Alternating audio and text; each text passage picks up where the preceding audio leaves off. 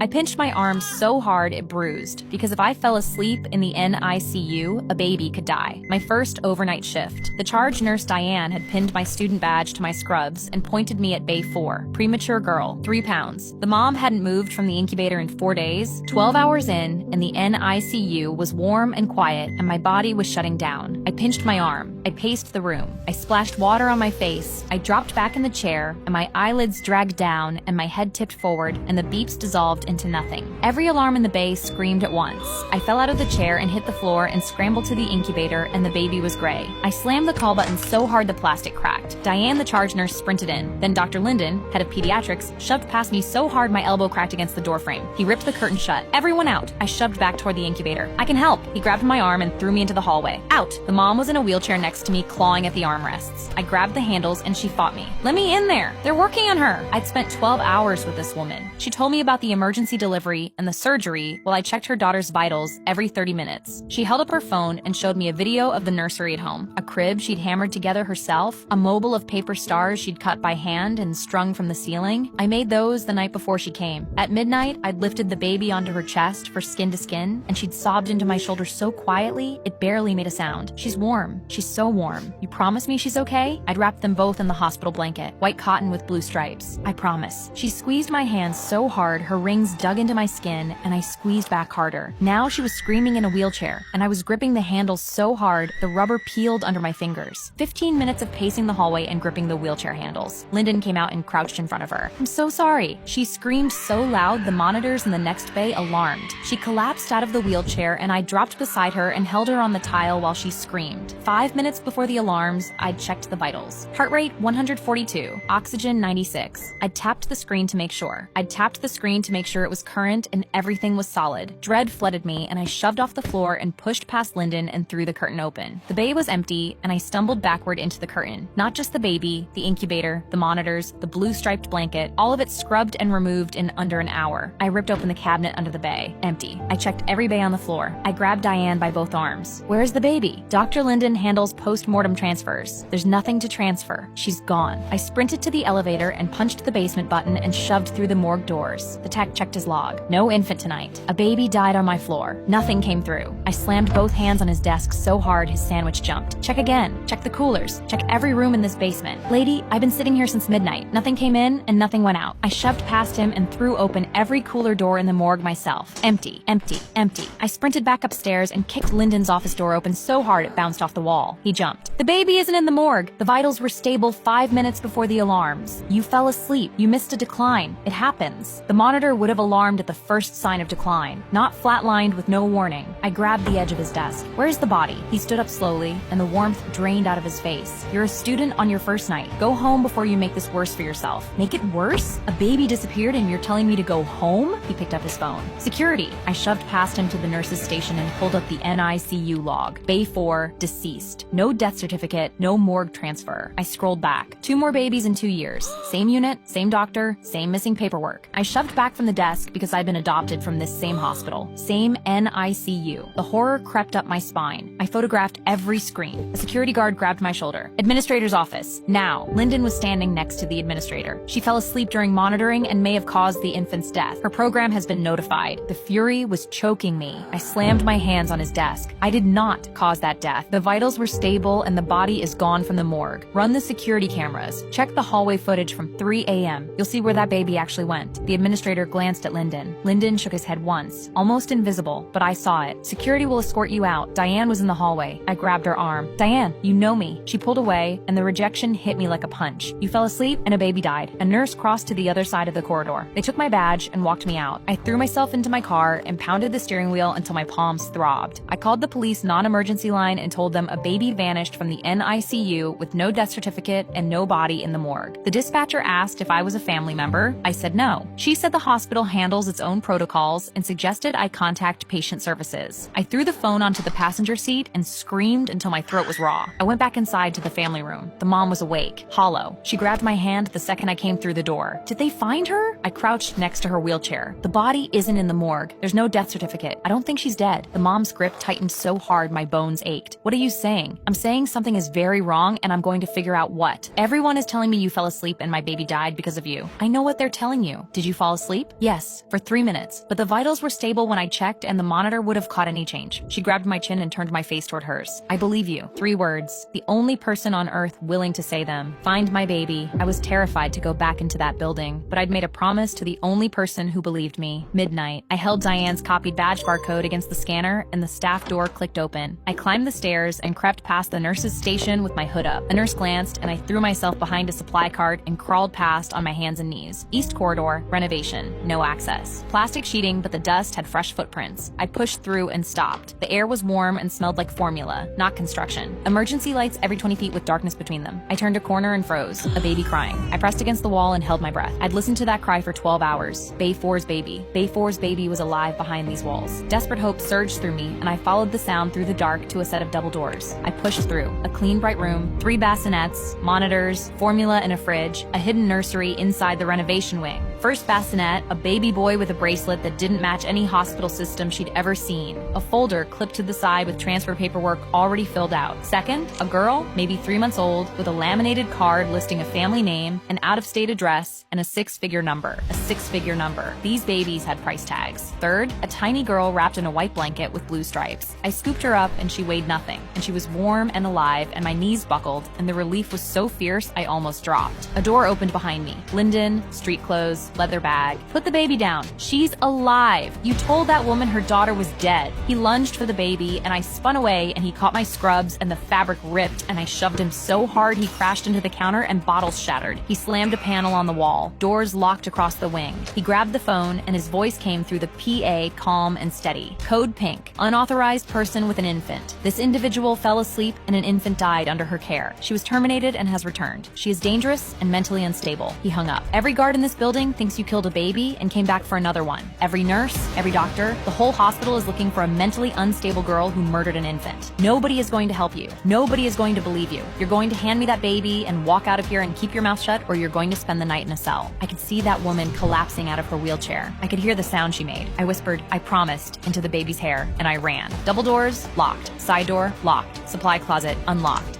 I ducked in and crouched in the dark, shaking with terror with the baby against my chest. Boots pounded in the hallway. My whole body clenched. Check every room. Handles rattled closer and closer. My door handle rattled. The guard was breathing on the other side. The baby whimpered, and I pressed my hand gently over her mouth, and my heart was slamming so hard I was sure he could hear it through the door. He rattled the handle again. Harder. Locked. His partner. Skip it. Check the next wing. His boots faded. I counted to 10 before I exhaled. I cracked the door and sprinted down the corridor. A security guard turned the corner, and the fear jolted through me, and I threw myself behind a laundry cart, and he walked past so close I could smell his cologne. Elevator dead. Linden killed the power. Fire exit at the end of the hall with the push bar zip-tied shut. I bit through the first tie and my teeth ached. Twisted the second until it cut into my fingers and snapped. The third wouldn't give. Boots behind me, getting closer. I yanked so hard the plastic sliced my palm open and it snapped and the door flew open and the alarm screamed and I sprinted through with the baby tucked inside my scrub top against my skin. Second floor main hospital. A nurse at the station reached for the phone. That's the code pink. He's lying. This baby was declared dead and she's alive. There are 2 more in a hidden room in the renovation wing. Check Bay 4. No death certificate, no transfer. If I'm wrong, you lose nothing. If I'm right, babies need help. She hesitated. Something in my face landed. She pulled her hand back. Bay 4, she repeated quietly. I nodded and ran. 2 guards rounded the corner. A third from behind. I juked through double doors and ducked into an empty room and locked it and climbed onto the bed and shoved a ceiling tile up and hoisted myself into the ceiling, one-armed. I crawled on my elbows with the baby pressed against my ribs and her heartbeat racing against mine. A tile shifted and dust rained down. She's gone! I kept crawling and dropped through a bathroom tile and my foot caught the edge of the sink and my ankle rolled sideways and I crashed to the floor with the baby screaming against my chest and pain shooting up my leg so sharp my vision went white. I hauled myself up on the towel rack. 1 bar on my phone. I sent every photo to the mom, to Diane, to 911. Hidden nursery renovation wing. 3 babies alive. Dr. Linden taking them. I am the student nurse. I am not dangerous. Sent. I half ran toward the lobby. 2 guards between me and the door. Linden's voice on every radio. Do not let her leave. I grabbed a crash cart and ran behind it and shoved it at the guards and supplies exploded and they dove sideways and the terror was electric and I sprinted through the gap and Linden's voice crackled, "Stop her!" and the automatic doors started to close. Someone had hit the lockdown button and pure adrenaline shot through me and I threw myself sideways through the narrowing gap and the doors caught my backpack and I ripped free and the night air hit my face and I ran across the parking lot and my legs gave out and I slid down my car holding the baby baby and sobbing. The first officers came for me, guns drawn. Put the baby down. She's not stolen. She's rescued. Check your phones. An officer checked with dispatch. His face changed. Searched the renovation wing. They found the room, the bassinets, the laminated cards. They found Lyndon in the parking garage with a leather bag and a plane ticket. He pointed at me.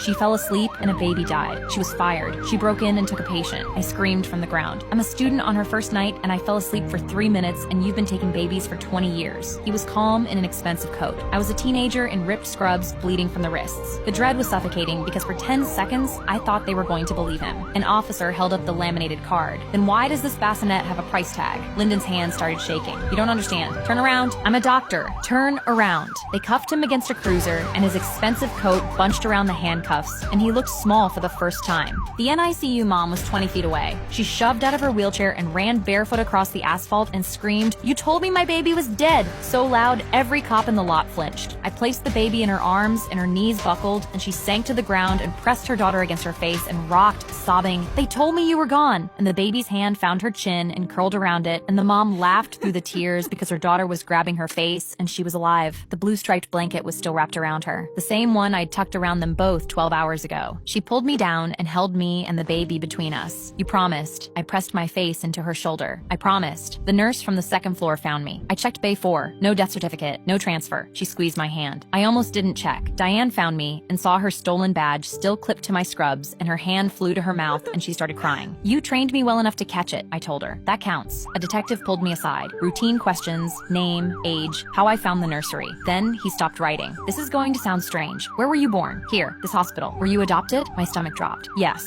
The panic hit me before I understood why. He turned his laptop toward me. Placement records going back 20 years. He pointed at the very first entry. A date. My birthday. A hospital. This hospital. A family name. My family. I shoved backwards so hard I hit the cruiser. "That's me." He nodded slowly. "Your adoption was processed through Dr. Lyndon. The birth mother was told you didn't survive. The blanket in the nursery. The same blue stripes as my baby photo on the mantle at home. The record starting the year I was born. It all clicked at once, and the horror was so bottomless I couldn't breathe because I was baby number 1. The first baby he ever took from a mother's arms. The nursery I'd crawled through tonight was the same nursery I'd been stolen from 20 years ago. Somewhere out there, a woman was told her newborn daughter died. She grieved me. She might still be grieving me right now. She might have built a nursery with paper stars and a crib she made with her own hands, just like the mom I just saved. And I'd been alive the whole time, 3 zip codes away, calling someone else mom. The NICU mom was still on the ground holding her daughter. She looked up at me and mouthed, "Thank you." And I mouthed, "I promised." And the sun was coming up behind the hospital. My first shift was over, but I wasn't done, because somewhere out there was a woman who'd been mourning me for 20 years, and she deserved to know I was alive.